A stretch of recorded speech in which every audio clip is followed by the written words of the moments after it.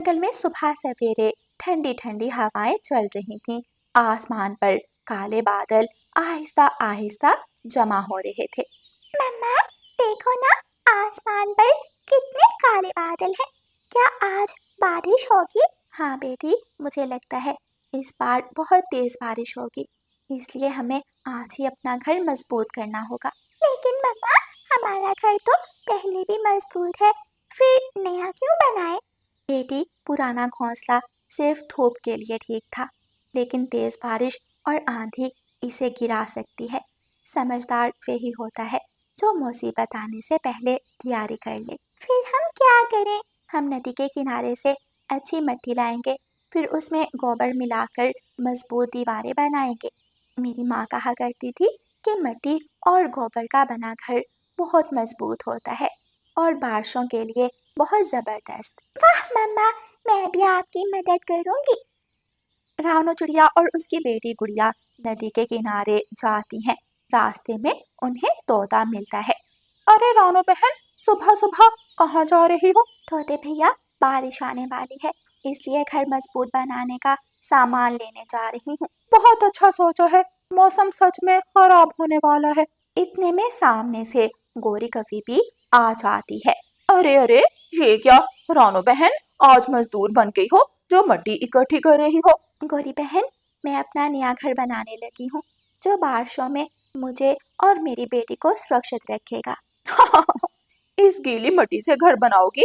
घर तो लकड़ी का बना होना चाहिए, मजबूत और सुरक्षित। लेकिन आंटी, अगर बारिश आ गई तो मम्मा कहती है लकड़ी के बने घर बारिशों में जल्दी टूटते हैं। कुछ नहीं होगा, लेकिन तुम दोनों माँ बेटी अपना शौक पूरा कर लो, गीली मिट्टी से घर बनाने का। गोरी कवि वहां से चली जाती है। रानो चिड़िया नरम मिट्टी इकट्ठी करती है, जबकि गुड़िया छोटे छोटे पत्थर अलग कर रही थी। रानो चिड़िया एक बड़े बर्तन में मिट्टी और गोबर मिलाकर गूंदने लगती है। मम्मा, इसकी तो बहुत अजीब सी बू आ रही है। गुड़िया बेटी, अभी मिट्टी गीली है ना, इसलिए आपको बू आ रही है। जब ये खुश्क हो जाएगी तो सब ठीक हो जाएगा। इतने में दोबारा कालू कौवा वहाँ आ जाता है। ओहो चिड़िया, ये क्या बना रही हो? गोबर ही घर में ले आई? मम्मा, सब हमारा मजाक क्यों उड़ा रहे हैं? नहीं नहीं गुड़िया, मैं तो बल्कि पूछ रहा हूँ कि तुम गोबर घर में क्यों ले आई हो? फिर रानो चिड़िया कालू कौवे को बताती है कि इससे उनका घर मजबूत बन सकता है। अच्छा अच्छा, मैं भी गोरी को जाकर सलाह देता हूँ कि वो भी गोबर और मिट्टी से घर बना ले, ताकि बारिशों में हमारा घर भी सुरक्षित रहे। फिर कालू कौवा घर जाता है और जाकर गोरी से कहता है। गोरी, क्या तुमने देखा चिड़िया और उसकी बेटी गीली मिट्टी और गोबर से घर बना रही हैं? हाँ देखा मैंने भी, तभी तो पूरे जंगल में बू फैली हुई है। उन दोनों माँ बेटियों के अनोखे ही काम होते हैं। लेकिन रानो तो बता रही थी कि उससे घर मजबूत हो सकता है। गोरी, मैं तो कहता हूँ हम भी उनसे अपना घर मजबूत करवा लें। तुम्हारा दिमाग तो खराब नहीं हो गया कालू? मैं तो कभी भी उस तरह की बू को अपने घर में बर्दाश्त ना करूं। हम उनके जैसा घर बिल्कुल नहीं बनाएंगे। कालू कौवा चुप रहता है। दोनों माँ बेटी ने मिलकर अपने लिए एक खूबसूरत और खुला सा गोबर और मिट्टी का घर बना लिया था। मम्मा, अभी हमारा घर पूरी तरह सूखा भी नहीं है। अगर रात को बारिश आ गई तो हम क्या करेंगे? गुड़िया बेटी, अब अगर इस पर बारिश पड़ भी जाए तो भी ये घर ना गिरेगा और ना ही टूटेगा। रात हो जाती है, जंगल में काले बादल छा जाते हैं और तेज बारिश शुरू हो जाती है। कौवों के घर की छत एक तरफ से टूटी हुई थी और उसी तरफ से बारिश का पानी अंदर आ रहा था। गोरी कवि कालू को छाता देती है। ये छाता लो और छत पर बैठ जाओ, वरना ये पानी हमारे पूरे घर में भर जाएगा।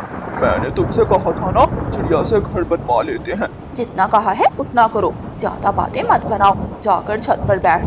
फिर कालू कौवा छत पर छाता लेकर बैठ जाता है और गोरी कवि नीचे मजे से सो जाती है। थोड़ी ही देर में कालू कौवे को भी नींद आ जाती है। कालू कौवा सो जाता है तो उसके पंख से वो छाता छूटकर गिर जाता है। बारिश का पानी घर में भरने लगता है। देखते ही देखते बारिश बहुत तेज हो जाती है। हवा इतनी जोर से चल रही थी कि बड़े बड़े पेड़ भी झुकने लगते हैं। जंगल के एक कोने में किसी का घोंसला गिरने की आवाज आती है। कालू जी, मुझे बहुत डर लग रहा है। मैंने कहा था ना, छत को मजबूत कर लेते हैं, लेकिन तुमने मेरी एक ना सुनी। अब बहस करने का वक्त नहीं है, पहले कुछ करो। इतने में एक जोरदार हवा का झोंका आता है। गोरी और कालू का घर टूट जाता है। हाय, मेरा खूबसूरत घर। जान बचाओ गोरी, घर बाद में भी बन जाएगा। दोनों जैसे ही बाहर निकलते हैं, एक और झोंका आता है और तोते का घोंसला भी टूट जाता है। कबूतर भी लूसी और कीकी को लेकर बारिश में इधर उधर भाग रहा था। बुलबुल भी शोर मचा रही थी, कोई हमारी मदद करो, कोई हमारी मदद करो। हर तरफ शोर मच जाता है। रानो चिड़िया अपने घर में अपनी बेटी के साथ सुरक्षित बैठी हुई थी। मम्मा मम्मा, बाहर सब कितने परेशान लग रहे हैं। रानो चिड़िया खिड़की से बाहर देखती है। गुड़िया बेटी, आप यहाँ बैठो और मैं पक्षियों को यहाँ ले आती हूँ। लेकिन मम्मा, आप गौरी आंटी को मत लेकर आना, उन्होंने हमारा बहुत मजाक उड़ाया था। गुड़िया बेटी, हमें बुरे पक्षी के साथ बुरा बनकर नहीं रहना चाहिए, वरना उसमें और हमें कोई फर्क नहीं रहता। और बुरे पक्षी को समय खुद ही सीख दे देता है, जैसे कि इस बारिश ने गोरी कवि को भी दे दी।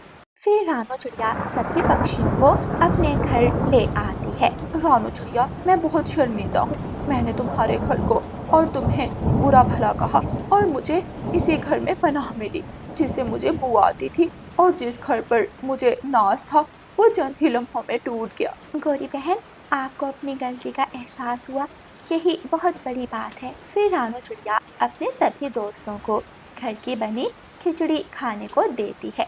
अगर रानो चिड़िया ना होती तो आज हम सब कहाँ जाते। गौरी आंटी के सुंदर घर में सब पक्षी हंस पड़ते हैं। प्यारे दोस्तों, इस कहानी को लाइक, अपने दोस्तों के साथ शेयर और चैनल को सब्सक्राइब करना बिल्कुल मत भूलना। आपका धन्यवाद। रानो चिड़िया की ऐसी कहानियाँ सुनने के लिए YouTube सर्च बार में रानो चिड़िया की कहानी लिखें या फिर ये बटन दबाकर बोलकर कहें रानो चिड़िया की कहानी। छोटा मिठू तोता अपनी मम्मा के साथ जाने की जिद कर रहा था। मैं भी आपके साथ जाऊंगा, मुझे भी आपके साथ जाना है।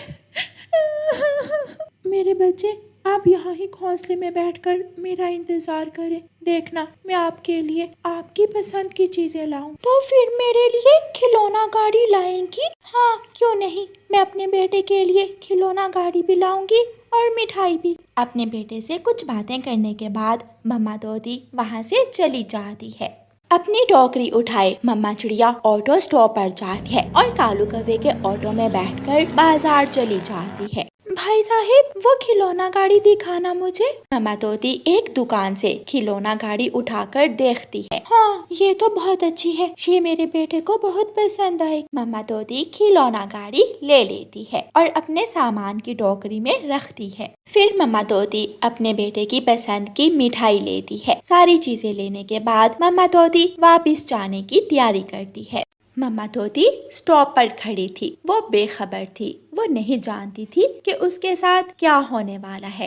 एक तेज रफ्तार ट्रक आता है और मम्मा तोती को कुचलता हुआ आगे चला जाता है। कुछ पक्षी तुरंत वहाँ जमा हो जाते हैं। कालू कौवा भी अपना ऑटो लेकर वहाँ पहुँच जाता है। ये तो हरियाली है, ये सुबह आज मेरे साथ ही जंगल के बाजार आई थी। कौवे भैया, बेचारी मर गई, सर पर चोट आई है। कौवे, वो सामान की टोकरी किसकी है? वो टोकरी हरियाली की ही है। मैं ये सामान हरियाली के घोंसले में ले जाती हूँ। रानो चिड़िया वो सामान की टोकरी उठाकर हरियाली तोते के घोंसले की तरफ जाती है। ये चीजें किसने भेजी हैं? ये सारी चीजें आपके लिए आपकी मम्मा ने भेजी हैं। लेकिन मेरी मम्मा कहाँ है? बेटा, आपकी मम्मा किसी काम से दूसरे जंगल चली गई है। रानो चिड़िया छोटे बच्चे को ये नहीं बताती कि उसकी मम्मा तो मर गई है, वो अब कभी भी लौट कर नहीं आएगी। मम्मा ने कहा था कि जब मैं दूसरे जंगल जाऊंगी तो मुझे साथ लेकर जाऊंगी।